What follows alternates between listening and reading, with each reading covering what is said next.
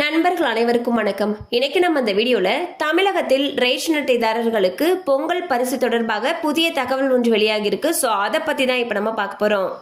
தமிழகத்தில் பொங்கல் பண்டிகையின் பொழுது வருடந்தோறும் இலவச வேட்டி சட்டைகள் வழங்கப்படுவது வழக்கம்.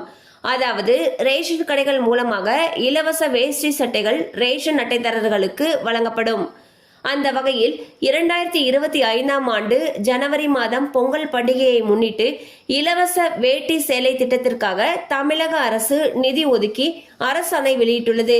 அதன்படி இந்த திட்டத்திற்காக சுமார் 100 கோடி நிதி ஒதுக்கீடு செய்யப்பட்டுள்ளது. அதன் பிறகு சுமார் 1.77 கோடி சேலை மற்றும் 1.77 கோடி வேஷ்டிகள் தயாரிக்கவும் அரசாணை பிறப்பிக்கப்பட்டுள்ளது.